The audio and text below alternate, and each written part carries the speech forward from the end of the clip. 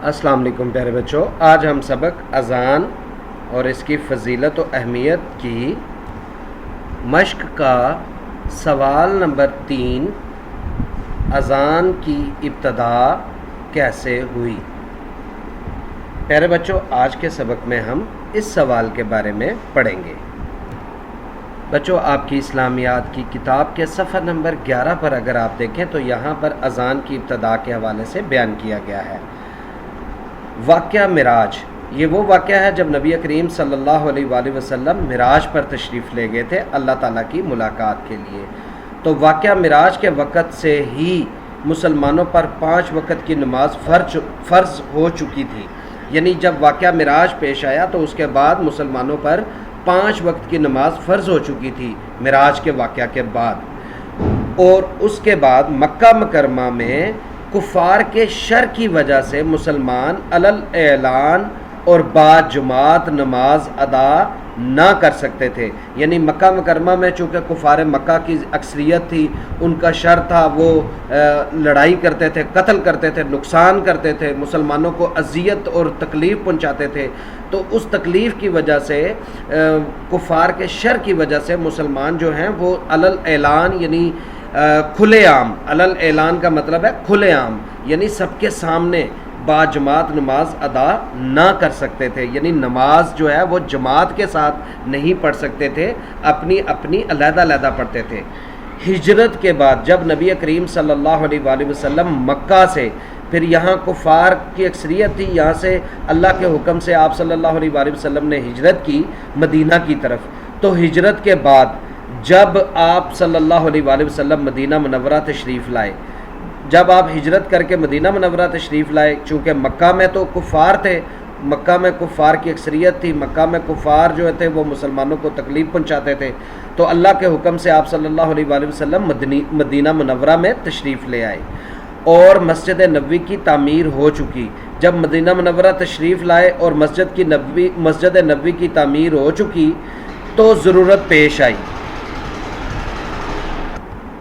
یعنی آپ صلی اللہ علیہ وآلہ وسلم جماعت کے لیے کیسے بلایا جائے، یعنی مدینہ منورہ تشریف لانے کے بعد آپ صلی اللہ علیہ وآلہ وسلم نے مسجد نبوی کی تعمیر کی۔ پھر جب تعمیر ہو چکی مسجد نبوی کی تو پھر اس بات کی ضرورت پیش آئی کہ مسلمانوں کو با جماعت نماز ادا کرنے کے لیے کیسے بلایا جائے۔ پھر ایک مرتبہ حضرت عبداللہ بن زید انصاری رضی اللہ تعالی عنہ حضور اکرم صلی اللہ علیہ وآلہ وسلم کی خدمت اقدس میں حاضر ہوئے اور عرض کی، یا رسول اللہ صلی اللہ علیہ وآلہ وسلم، میں نے خواب میں دیکھا کہ ایک شخص کعبہ رو ہو کر، کعبہ رو یعنی کعبہ کی طرف، خانہ کعبہ کی طرف منہ کر کے، یہ مدینہ منورہ میں تھے، حضرت عبداللہ بن زید انصاری تھے، یہ مدینہ منورہ میں ایک صحابی تھے، انہوں نے خواب دیکھا کہ، اور پھر انہوں نے آپ صلی اللہ علیہ وآلہ وسلم کو اس خواب کا ذکر فرمایا اور عرض کی کہ یا رسول اللہ صلی اللہ علیہ وآلہ وسلم، میں نے خواب دیکھا کہ ایک شخص کعبہ رو ہو کر اللہ اکبر پکار رہا ہے۔ حضور صلی اللہ علیہ وآلہ وسلم نے فرمایا کہ یہ خواب سچا ہے۔ کچھ دیر بعد حضرت عمر رضی اللہ تعالی عنہ نے بھی یہی خواب آ کر سنایا، یعنی حضرت عمر رضی اللہ تعالی عنہ کو بھی یہی خواب آیا کہ ایک شخص کعبہ کی طرف، خانہ کعبہ کی طرف منہ کر کے اللہ اکبر پکار رہا ہے۔ تو آپ صلی اللہ علیہ وآلہ وسلم نے تصدیق فرمائی، یعنی فرمایا کہ یہ خواب سچا ہے۔ تصدیق کا مطلب ہے کہ اس بات کو یعنی سچ ثابت کر دیا، فرمایا کہ یہ بات جو آپ جو خواب بتا رہے یہ سچی ہے، ٹھیک ہے۔ تو جب تصدیق فرمائی کہ،